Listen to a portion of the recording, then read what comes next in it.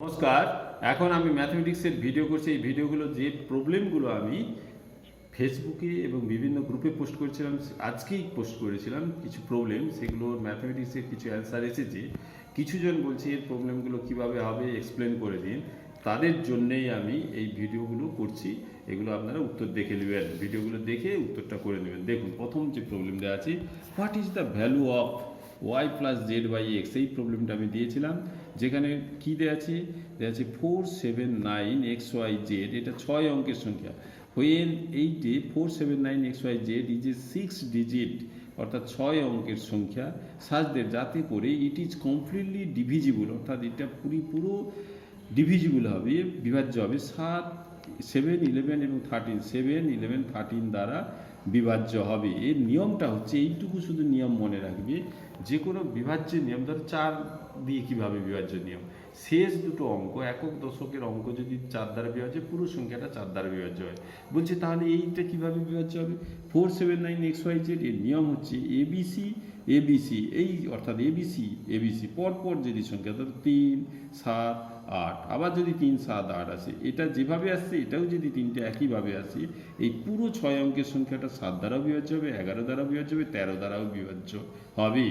তাহলে এখানে এই যে বলছে 479 এক্স ওয়াই জেড, এটাকে 7, 11, 13 দ্বারা বিভাজ্য হতে গেলেই তাহলে ওই যে 479 আবার 479 এ বি সি এইভাবেই থাকতে হবে, তবেই এই সংখ্যাটি 7, 11, 13 দ্বারা বিভাজ্য হবে। তাহলে এটাকে কি করব, তাহলে এক্সের মান, এটা এক্স ওয়াই জেড, এক্সের মান 4 হবে, ওয়াইয়ের মান 7 হবে, জেডের মান কত হবে, 9 হবে। তাহলে অ্যান্সারটা কি, এই যে এটা বের করতে বলেছি, ওয়াই প্লাস জেড বাই এক্সের মান বের করতে বলেছি। ওয়াইয়ের মান দেওয়া আছে 7, দেওয়া আছে না, এটা 7 হবে, আর জেডের মান হবে 9 ডিভাইডেড বাই এক্স, এক্সের মান হবে 4। তাহলে 9, 7, 16, 16কে 4 দিয়ে ভাগ করলে হবে 4 হবে। তাহলে অপশান এখানে কী দেওয়া আছে, এই যে বি নম্বর অপশান 4 হবে। এইভাবে এই প্রবলেমটা আমরা সলভ করে দিলাম। এরপরে দেখো পরের যে প্রবলেমটা কীভাবে করব।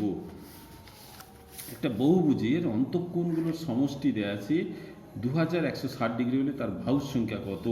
একটা যে কোনো বহুভুজের অন্তঃকোণগুলোর সমষ্টি, এই অন্তঃকোণগুলোর সমষ্টির সূত্র হচ্ছে 2 × n - 2 সমকোণ, 2 × n - 2 সমকোণ, অথবা আমরা লিখতে পারি 2n - 4 সমকোণ, সমকোণ মানে 90 ডিগ্রি, এটা 2 দিয়ে গুণ করে দাও, আর সমকোণ 90 ডিগ্রি।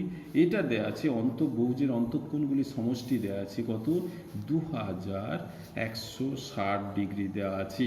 তাহলে এখানটায় কি করব আমরা, এই 0, 0 আগে কেটে দাও, এটা 9 দিয়ে কেটে দাও, 9, 2 × 18, 3, 6, 9, 4, 36, তাহলে 2n - 4 সমান হবে 24, 2n সমান হবে 24 প্লাস 4 হবে, 2n সমান হবে 24 × 4 = 28 হবে, n সমান হবে 28/2 সমান 14 হবে। তাহলে সূত্রটা মনে রাখবে, 2n - 4 সমকোণ মানে 90 ডিগ্রি, এই 90 ডিগ্রি সমান কত দেওয়া আছে, 2160, 0, 0 কেটে দাও, 9 দিয়ে কেটে দিলে এখানে হয়ে গেল কত, 24।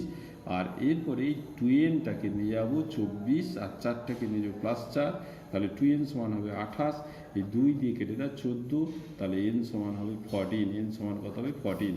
বহুভুজের বাহু সংখ্যা কত হবে, 14 হবে। এরপরে যে প্রবলেমটা আছে দেখো, পরের প্রবলেমটা কীভাবে করছি দেখো।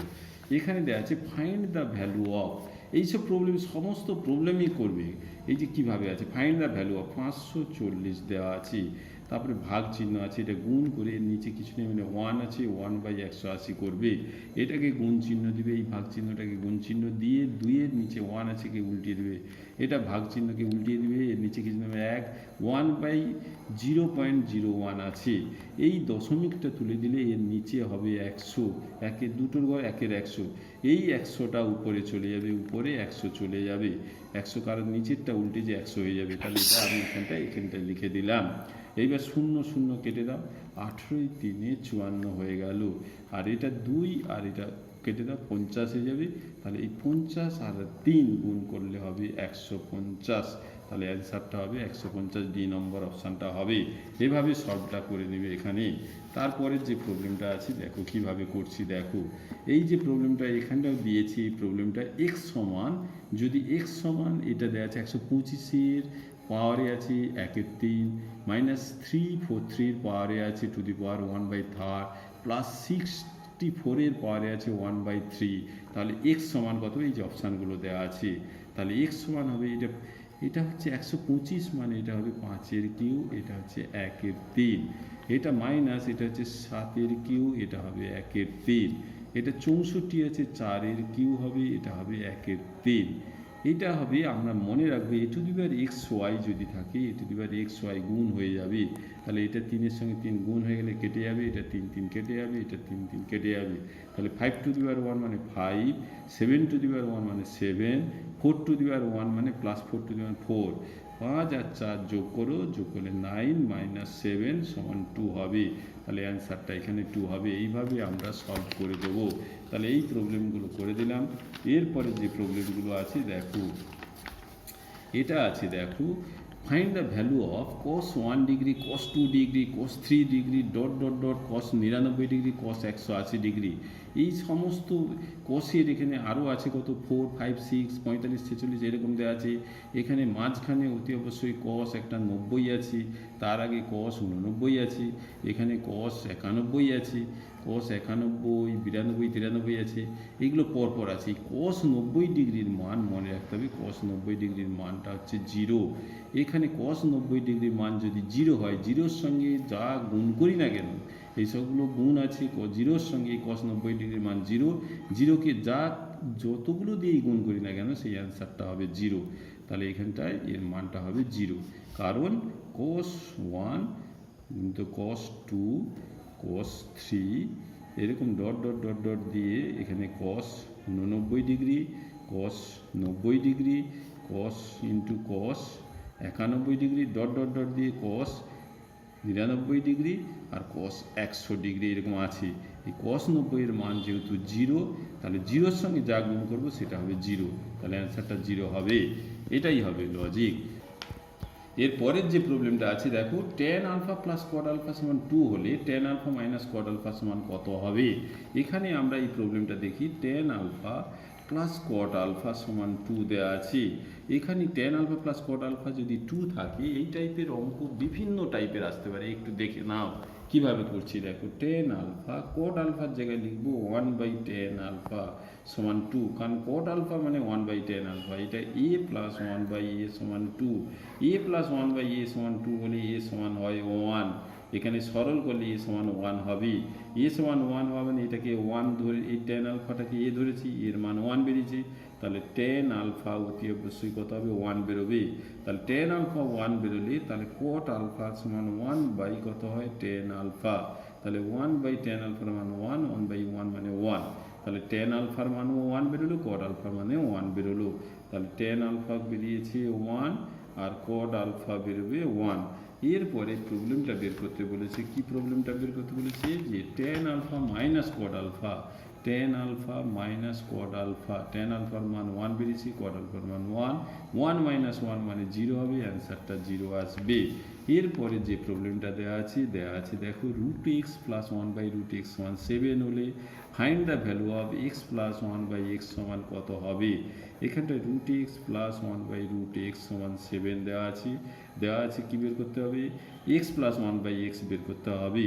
একে হোল স্কোয়ার করে দাও, একে হোল স্কোয়ার করে দাও, করে দিলে a square plus 2ab plus b square, এটা a square plus 2ab 2 into √x into a b বলতে 1/√x plus b square 1/√x square সমান 7 স্কোয়ার মানে 7 × 7 = 49, এটা √x স্কোয়ার মানে শুধু x, এটা কেটে যাবে, প্লাস 2, এটা 1/√x এর হোল স্কোয়ার মানে শুধু x সমান 49। এই দুইটাকে আমরা ডান দিকে নিয়ে যাব, 1x প্লাস 1/x সমান 49 - 2 সমান 47। তাহলে এইভাবে আমরা এইটা কমপ্লিট করে দিলাম। আরেকটু শুধু 1 মিনিট আমি বলে দিচ্ছি, দেখো, একটা সমকোণী সমদ্বিবাহু ত্রিভুজ হলেই, এই সমকোণ সংলগ্ন দুটো বাহু সমান হলেই তাকে সমকোণী সমদ্বিবাহু ত্রিভুজ বলবো।